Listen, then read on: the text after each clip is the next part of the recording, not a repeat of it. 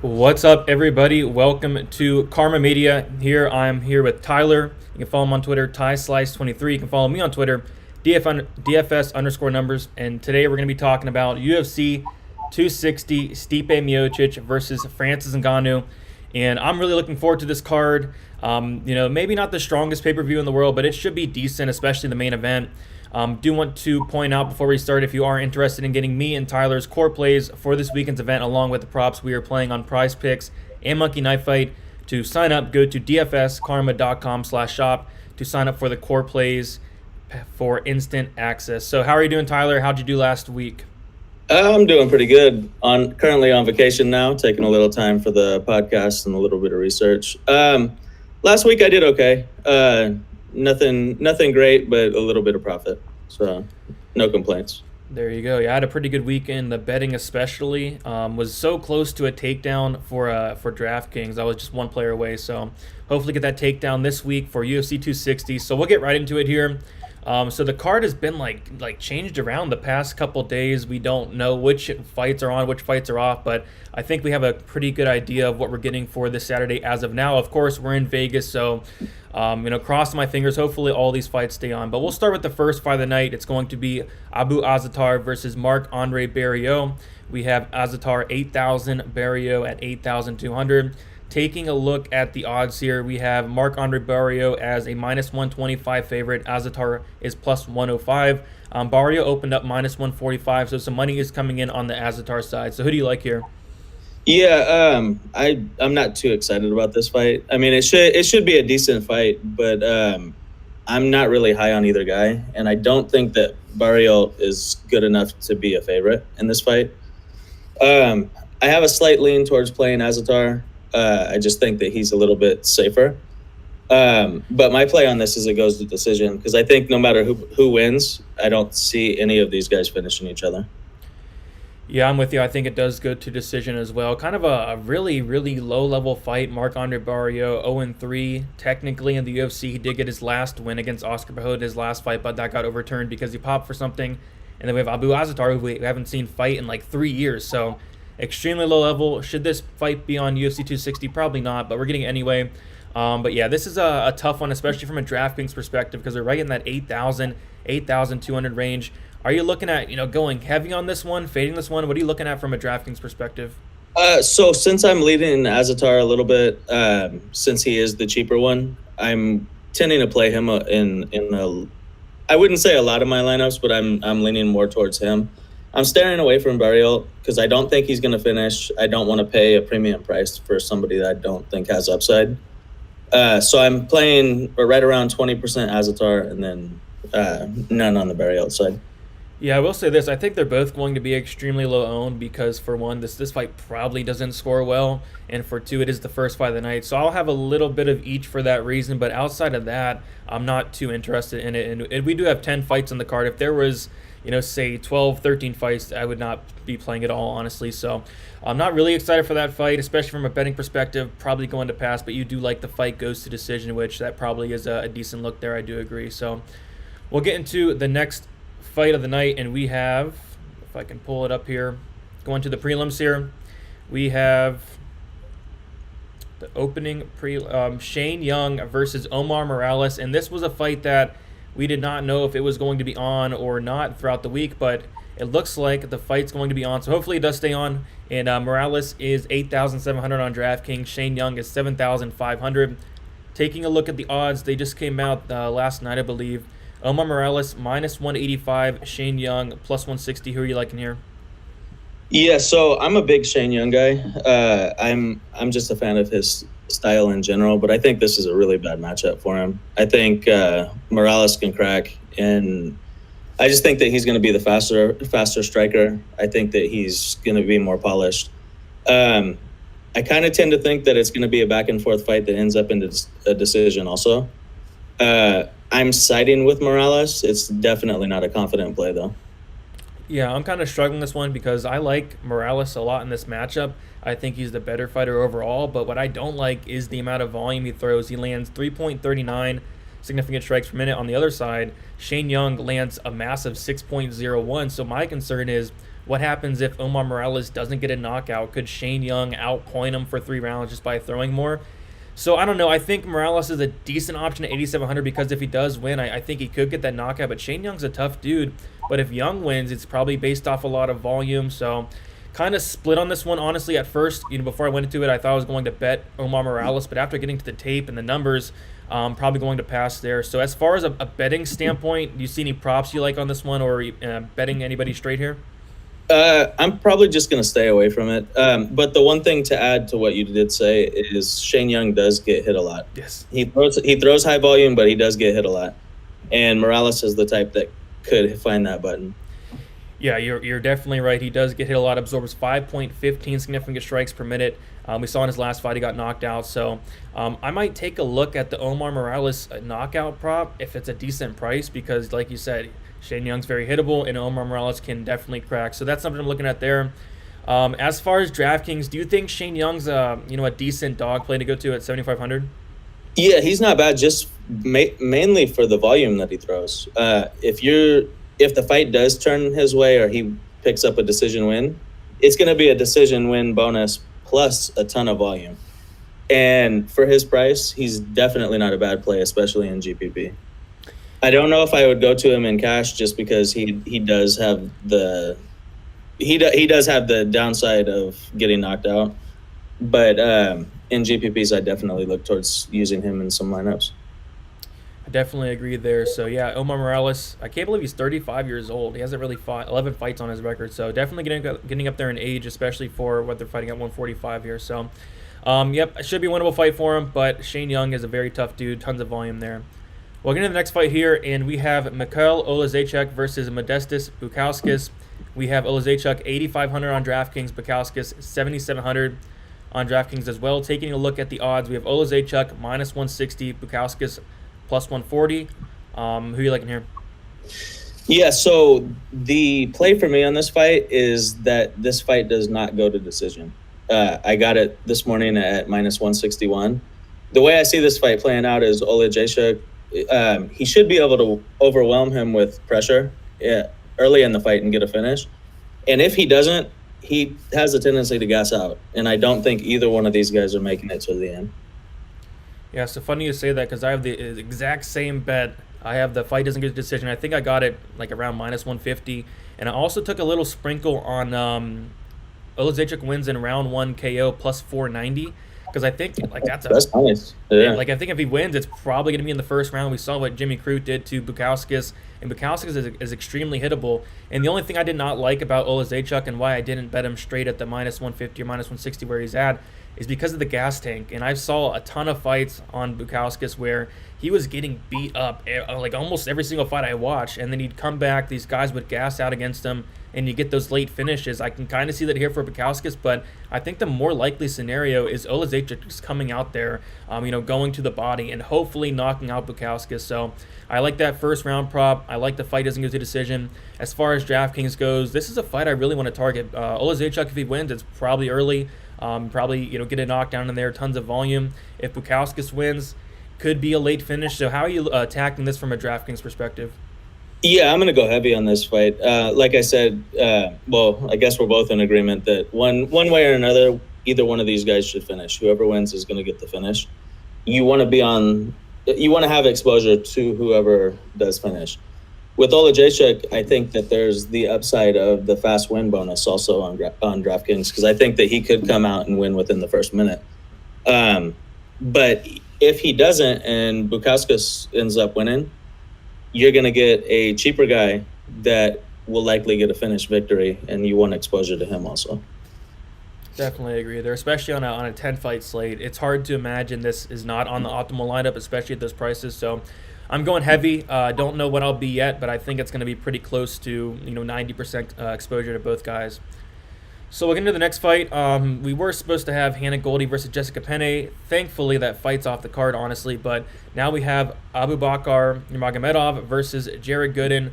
Nurmagomedov, he has 9,000 on DraftKings. Jared Gooden, 7,200. Taking a look at the odds, Nurmagomedov is one of the biggest favorites on the card at minus 240, and Jared Gooden is sitting at plus 200. So who are you liking in this fight? Yeah, so Nurmagomedov, his first fight, he ended up losing by submission, which was surprising to me. But I think that in this fight, Gooden is just too flat-footed. He's not athletic. I think that this is a perfect setup for Nurmagomedov to execute his takedowns, grind out a decision, and stay away from the power.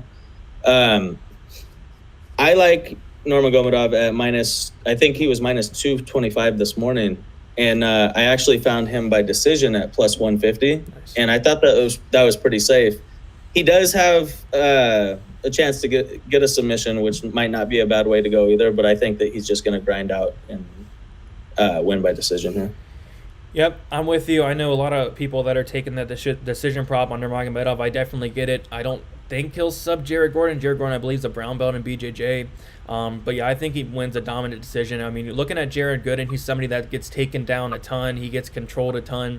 And outside of Gooden maybe getting a knockout on the feet, which I don't think they're going to be on the feet long if Nurmagomedov's smart here, or outside of Gooden maybe finding a submission off his back, which again, that's probably not likely. I think Nurmagomedov does cruise to a decision. So yeah, the decision prop, honestly, I'd rather bet that plus 150 decision prop than paying the minus 240. So I will be looking at that. It's just kind of hard to trust the guy. The guy puts himself in some bad spots. Sometimes we saw in his last fight. So as far as the DraftKings aspect goes, Jared Gooden 7,200, Nurmagomedov 9,000. What do you feel about Nurmagomedov? Are you going to be high on him? I feel like he'll be semi-low owned here. Yeah, I've been kind of playing around with this in my mind because I don't think that Gooden has a great shot to pull the upset in this fight, so I'm debating like fading him altogether.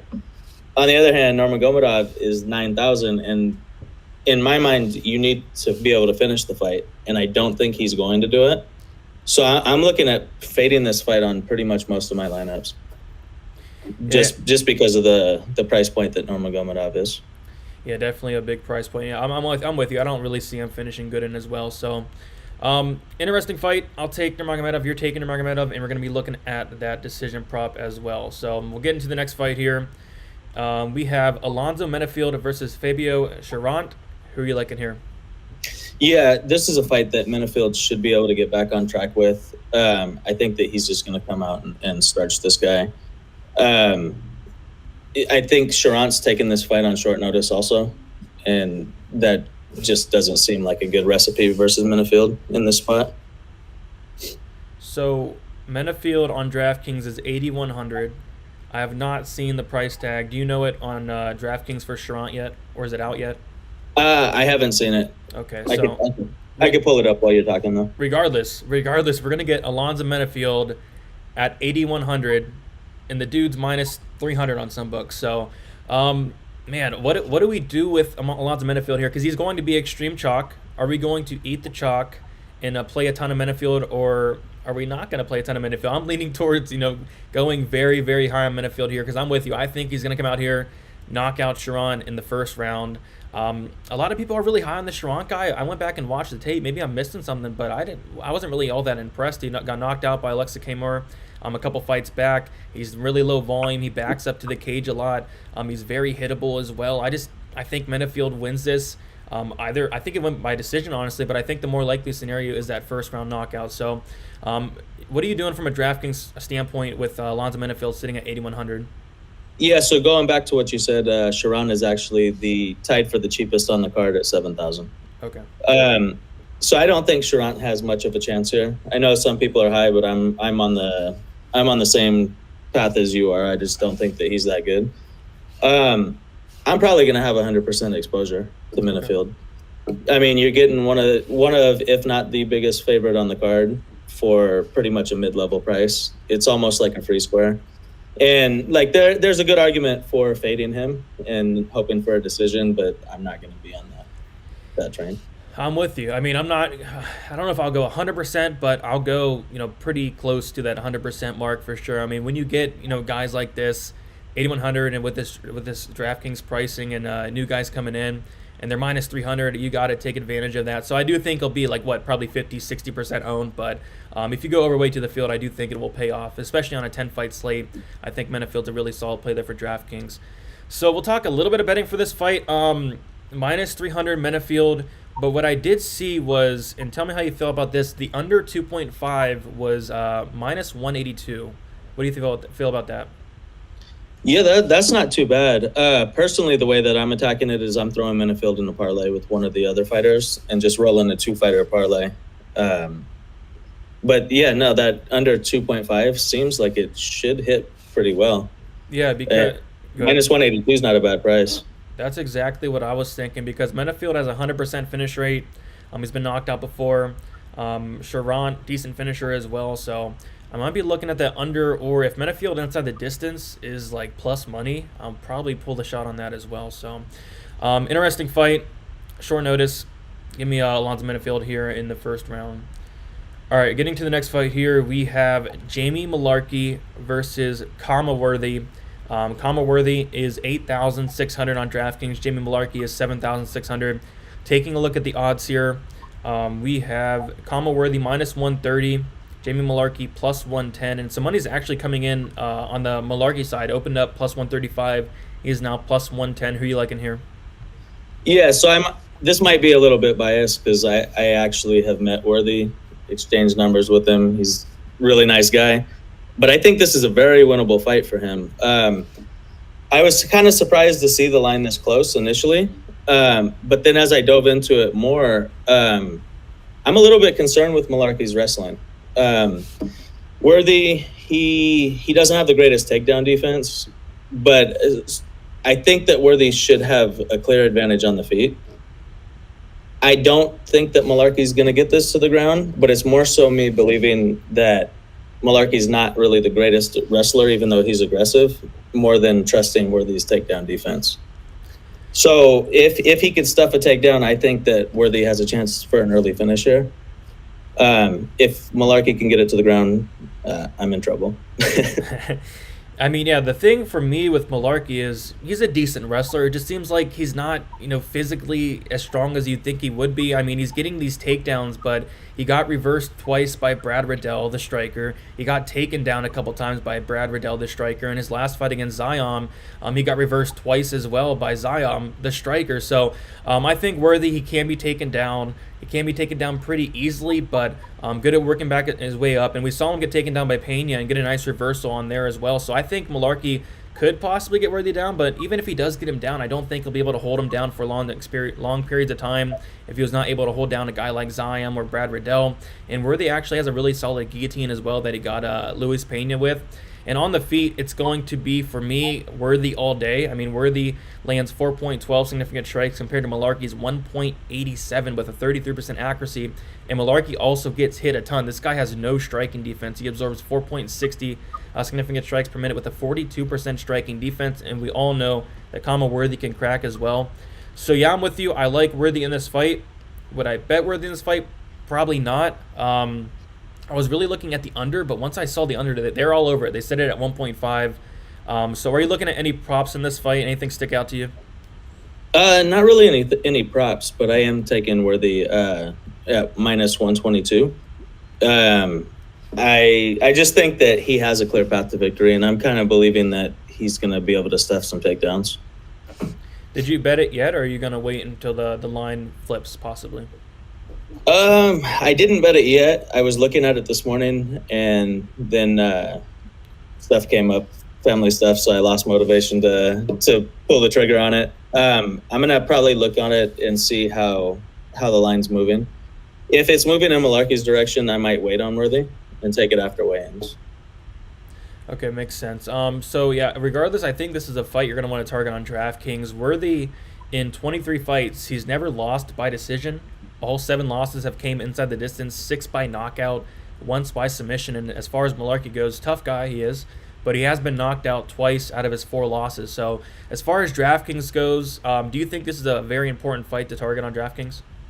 Yeah, I like Worthy's price point. He's 8,600, and I think that he has the upside that could pay that off easily, especially when somebody like Minifield you're getting at 8,100. It's not really going up too much in value, and it's easy to fit those two guys in as a starting place. I like it. Yeah, I'm definitely going to have a ton of exposure on this fight. I think the Worthy Malarkey fight, the Mikel Modestus fight, and the main event are all pretty important fights to target.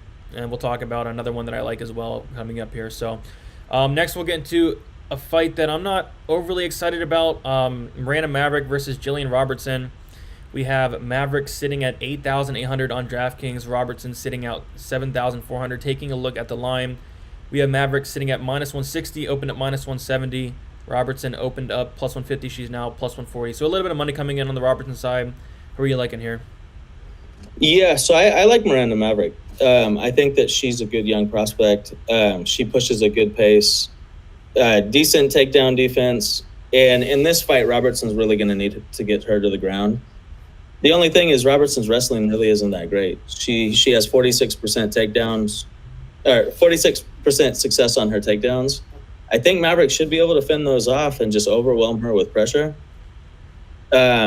I think that she's just gonna outbox her on the feet and grind out a decision with that.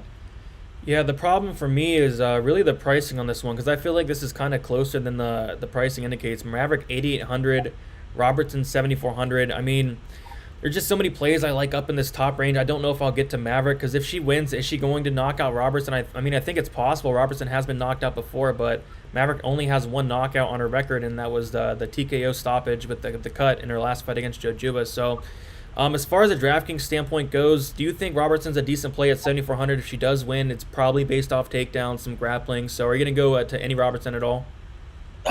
Man, I'm probably going to end up having a little bit of exposure to her just because of the price tag. And if she does get it down, she does have stoppage ability. It's going to be pretty much me forcing myself to take a little bit of her. I think Maverick's going to win the fight. I think it's going to be a pretty easy fight, but I don't think Maverick is going to pay off her salary. Yeah, I mean, so go ahead. yeah, so I'm probably not going to have much exposure, if any, to Maverick just because their price tag's so high. But I'll force myself to have a little bit of Robertson exposure. Yeah, how I look at it, I mean, if Maverick wins, she's going to be stuffing the takedowns. You wouldn't think that she takes down Robertson. I mean, I think she could if she wants to, honestly, but you think that Maverick's going to be trying to stuff the takedowns, keeping this at range, and outpointing Robertson pretty easily for 15 minutes. So will that score well on DraftKings for 8,800? I'm leaning towards no, unless she gets a finish, which, again, I'm probably leaning towards no. As far as any props, bets go, are you looking at anything stick out to you? I was kind of looking at the under 2.5 last time they fought. I did pull the trigger, but now this time around, I kind of want to stay away from this fight.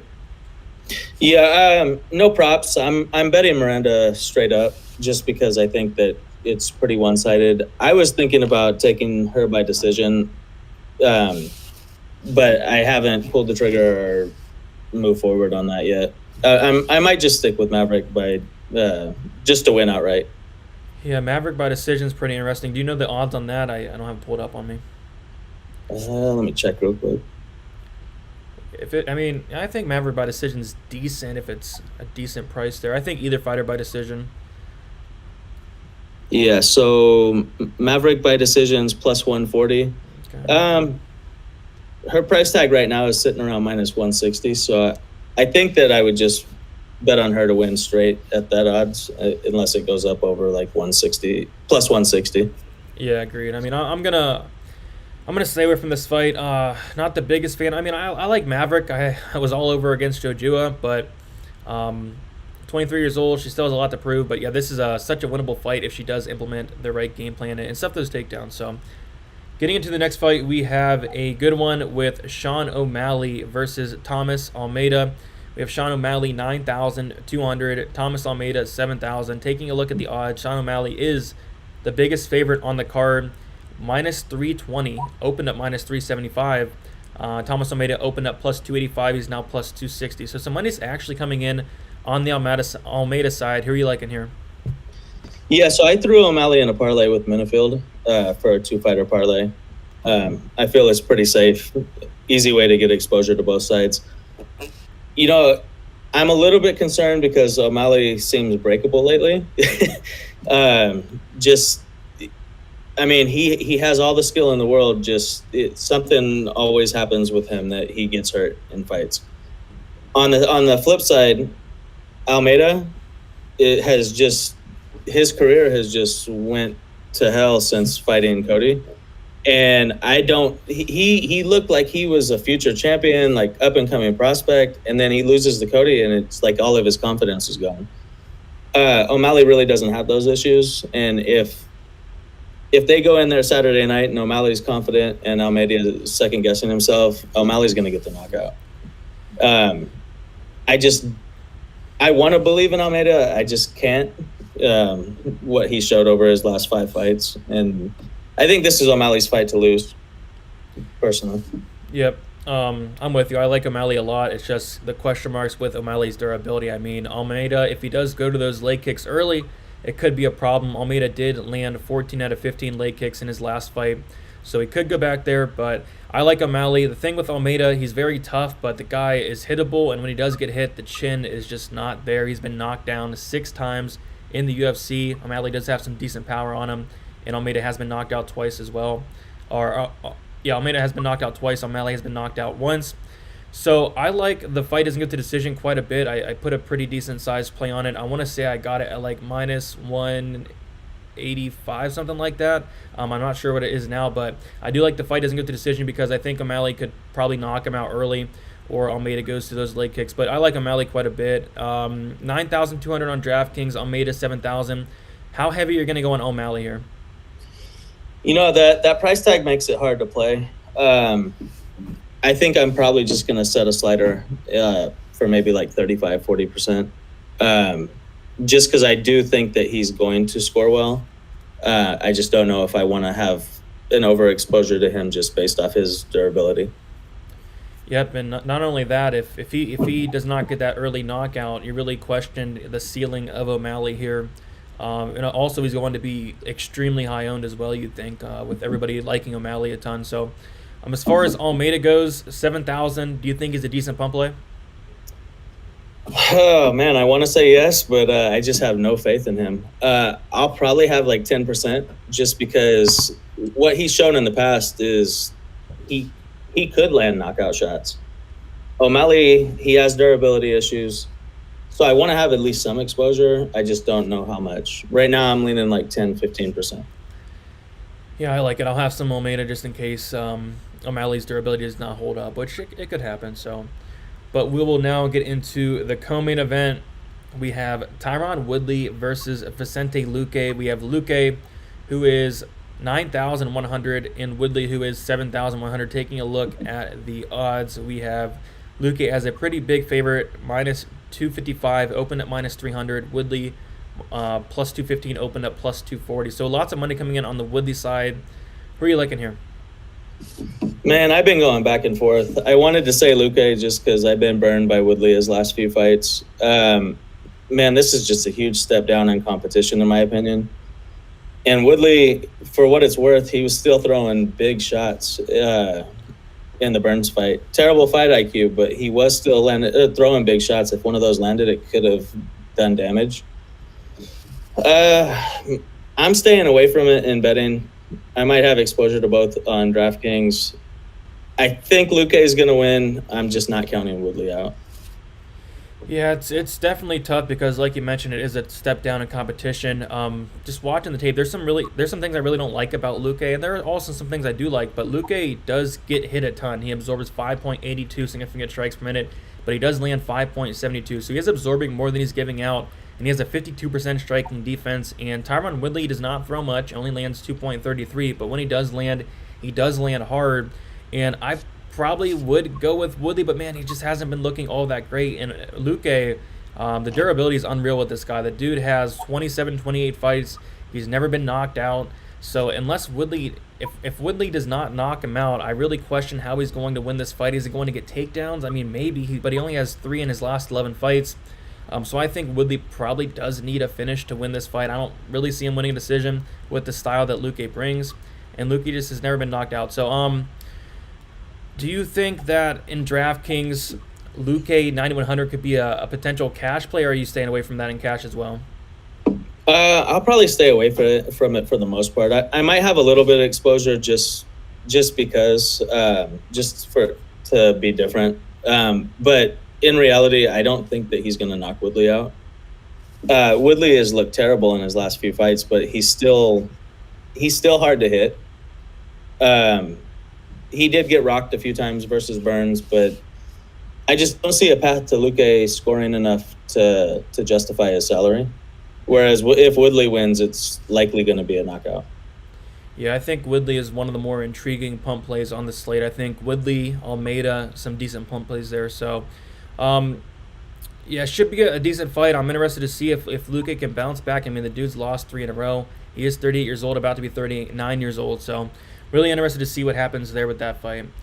And then finally, we'll get into the main event here. We have Stipe Miocic versus Francis Ngannou 2. Taking a look at the pricing here, we have Ngannou, who is 8,400, Stipe, who is 7,800, and taking a look at the odds, Ngannou minus 130, Stipe plus 110. Who are you liking here? Yeah, I've been going back and forth on this. I just really think that it's Ngannou's time. When they fought 3 or 4 years ago, he had one big hole in his game, and Stipe attacked that hole. I can't seem to think how that hole is going to be there 3 to 4 years later. Stipe is not a good enough wrestler to take him down at will if Ngannou has worked on his takedown defense at all. And if it's standing, Ngannou should just be able to put him out. So it's more so my faith on that Ngannou has grown as a fighter. But if Stipe can get him down, Ngannou's in trouble again. Yeah. It's such a tough fight to call because Stipe has the path to victory of, pushing him against the cage, possibly getting a takedown, but every time it just plays up in my head, I mean, I see Ngannou knocking the dude out. I do know one thing, I'm probably not going to bet on this fight either side. If I was to, it would probably be the Ngannou first round knockout prop at plus 210, or even Ngannou by knockout in general, which is plus 105. But probably going to stay away from the most part. I'm just going to sit back and watch it. As far as DraftKings goes, 8,400 Ngannou, 7,800. I'm probably going to be 100% owned on this fight. It's really hard to see it not scoring well unless Ngannou lands nothing all fight and gets like a 5th round knockout, something crazy like that. But you'd think with the styles of both guys, it's either going to be an Ngannou 1-round knockout or Stipe just kind of doing what he did in the first fight. So as far as DraftKings goes, are you going to be heavy on this fight, and do you have a strong lean either side?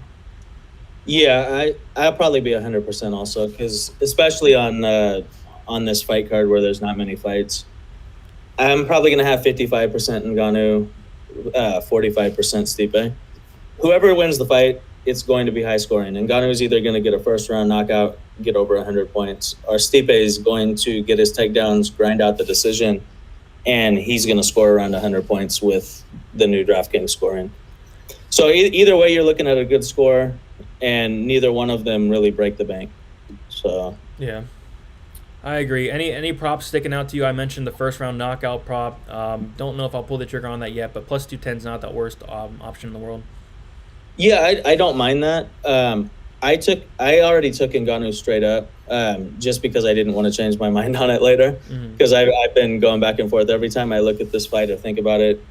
I change my opinion. So I took the Ngannou prop. Ngannou straight bet. I might look at props a little bit closer towards fight day.